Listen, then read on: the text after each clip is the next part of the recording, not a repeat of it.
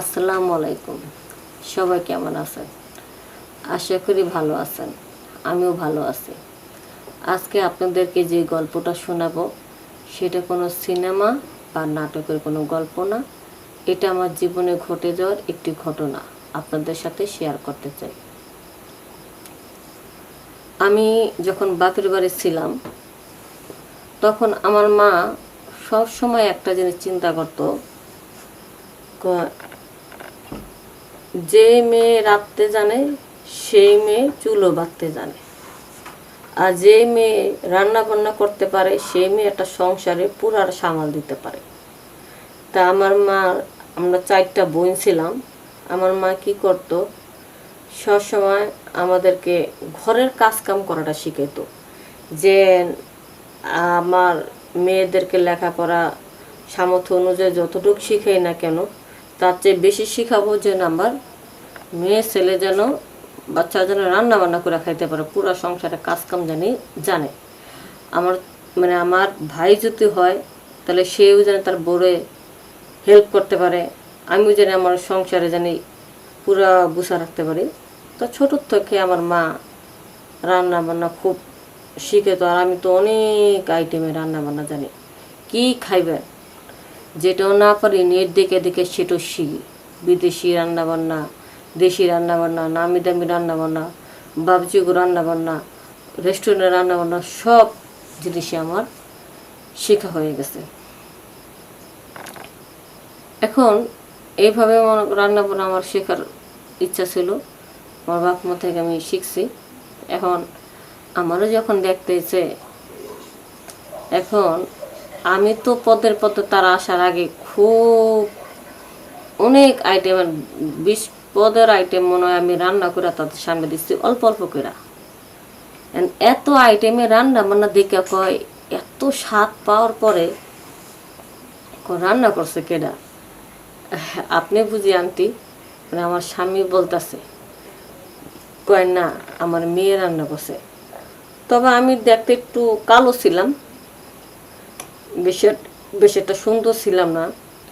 তবে আমার রান্না খাওয়ার পরে তারা অবাক হয়ে গেল, যে অল্প বয়সে একটা ছোট্ট মেয়ে কিভাবে এত সুন্দর রান্না করলো।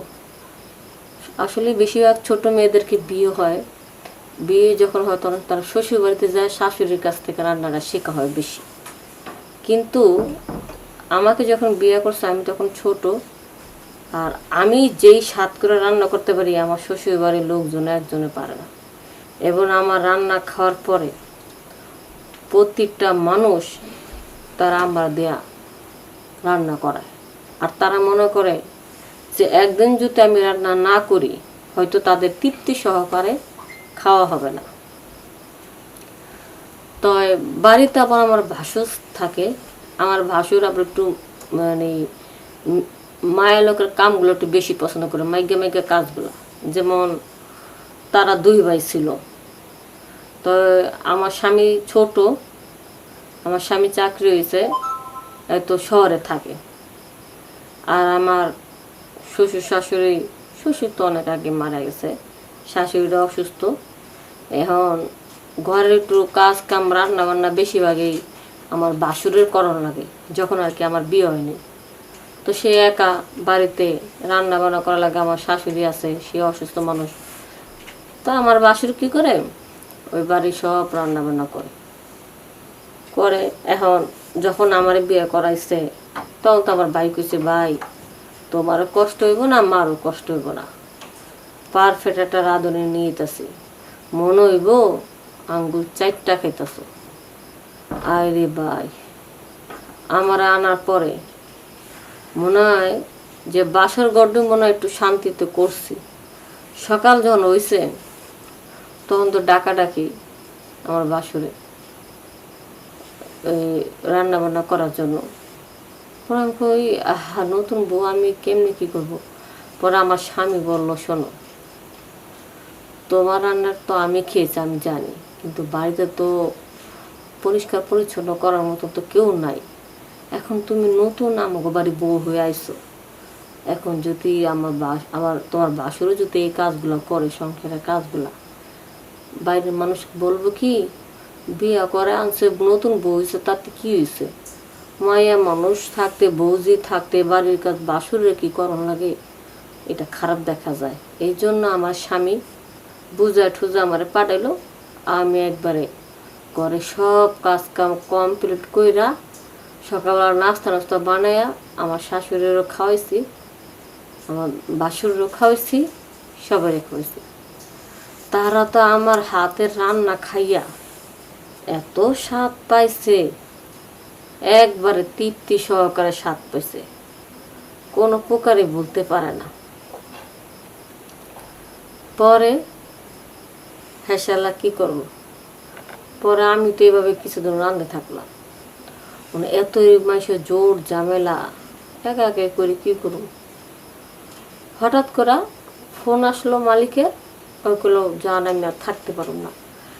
আমার অফিস থেকে ফোন আসে, স্যারে বলে একটা ওই বিদেশে যাবে তার অফিসের দরকারি কাজের জন্য, তো আমার কাজগুলো যা শেষ করতে অফিসে যাইতে বলছে। পরে আমার জামাই আমার কাছ থেকে বিদায় ঠিতে হইয়া গেল গা। এখন আমি যখন রাঁধতে যাই, এখন আমার বাসরে খালি কব, বৌমা তুমি এত কষ্ট করে রাঁধো, তোমার তো সাহায্য করার কেউ নাই, আমি তোমার হেল্প করতে চাই। এইটুকু হেল্প করার জন্য সে আমার কাছে আসে, চুলার পরে আসে।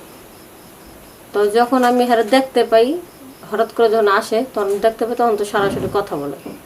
আর যখন আমি দেখতে না পাই তখন আর কথাবার্তা কিচ্ছু বলে না, তখন ড্যাব ড্যাব করে আমার বডির দিকে তাকায় থাকে। আমি যে লড়াচড়ি করি, আঁচুক দেয়া ঘামটা মুছি, বুকের কাপড়টা একটু পইরা যায়, একটু পিঠটা বের হয়ে থাকে, এই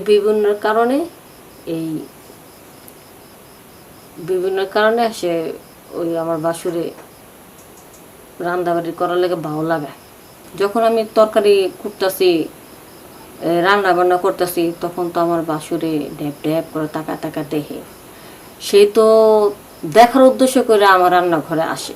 যখন আমার চোখ পড়ে যায় তার উপরে, মনে করে কি তখন আমার দেখায় ভালো মানুষের চেহারাটা, যে আসলে বোন আমি তোমার কাজে হেল্প করতেছি, সাহায্য করতেছি। তো কি আমি তো সবসময় এই কাজগুলো করছি, এখন তুমি এসো, তোমার করা লাগে এত চাপ হয়ে যাবে, তা তুমি দাও আমি করি। তো আমি তো আমার বাসুরে কাজ করতে দিতেই চাই না। আমার বাসুরে আমার কাছ থেকে জোর করে হাতের কাজ নিয়ে করে। এইভাবে নিয়ে করতে করতে করতে করতে পরে তার প্রতি একটা ভালোবাসা, ভালো আচরণ, ভালো ব্যবহার দেখে তার প্রতি একটা মায়া কাজ করলো মতন। একদিন চিন্তা করলাম যে থাক, সেই জন করতেই চায় আমার হাতের কাজগুলো তো করুক। আর যে মানুষটা সবসময় সংসার সব কাজ করে এসে যেহেতু হুট করে সেই মানুষটার কাজ না দেওয়া যায়, কাজের মানুষ না, কাজ ছাড়াও ভালো লাগে না। তা আমি ওই সব করে দিছি, তার সব কাজ কাম করতে দিছি। কিন্তু যখন রান্না বান্না করে কাজ কাম করতে দিছি, তখন আমারও কইলো যে ওই লাবণী তুমি থাকো, সমস্যা নেই, তুমি থাকো, সমস্যা নেই, তুমি আমার কাছে টুকটাক করে দিও। তখন আমি চিন্তা করলাম যে আমার যখন থাকতে ঠিক আছে, আমি একটু করে দিই। কিন্তু এই কাজ করতে করতে যখন আমার ওই যে বুকের কাপড় একটু সরে রয়েছে, তখন আমি আর খেয়াল করতে পারিনি। তখন আমার বাসুরে নিজেরা ঠিক রাখতে পারেনি। ওই রান্নাঘরের মধ্যে আমার এইভাবে চাইতে ধরছে, আমি তো সুস্থ পারতেছি না, আর মান সম্মানের ডরে আমি চিল্লানো দিতে পারতেছি না। পরে আমি কইতেছি, ভাইজান আপনি সব কি শুরু করছেন? কয় তুমি যেভাবে রান্নাবান্না ঘরে ঢুকা, যেভাবে সংসারে কাজকাম করো, রান্নাবান্না করো, আমার তো মাথা নষ্ট হয়ে গেছে গা। এখন বাড়িতে কেউ নাই, তুমি দিল সই, না দিল সই, আমি জোর করে নিব। ওরা আমি তো দিতে চাই না, 1-2 ঘন্টা পর্যন্ত দস্তাদস্তি করছি। যখন আমি বলছি আপনি তো না চান, তাহলে একদম চিৎকার দিব। আয় হায়, এই চিৎকার দেওয়ার কথা কইছি দেখে আমার মুখ চাইপা ধরা তার নিজের কামটা হাসিল করে ফেলাইল। নিজের কাম যখন হাসিল করলো, একেবারে পুরো 1 ঘন্টা পর আমার ছাড়লো। 1 ঘন্টা লাগলো তার একবার কাজ করতে। কি বাসুরের বাসুর, কোন এত খারাপ বাসুর! তাই আপনাদেরকে বলতেছি, যাদের পরিবারে এই ধরনের খারাপ ভাসুর আছে, বুঝি মানুষ তো দূরের কথা, আরও যারা মেয়ের আছেন তারাও সামনে যাবেন না। কারণ এরকম খারাপ লোক যদি একই ছাদের নিচে আপনারা বসবাস করেন তাহলে অবশ্যই সবল দেওয়ার চেষ্টা করতে পারে। তবে সব ভাসুর কিন্তু খারাপ না, হয়তো 100-র মধ্যে 2-4টা খারাপ আছে। সবাই ভালো থাকবেন, সুস্থ থাকবেন। আসসালামু আলাইকুম।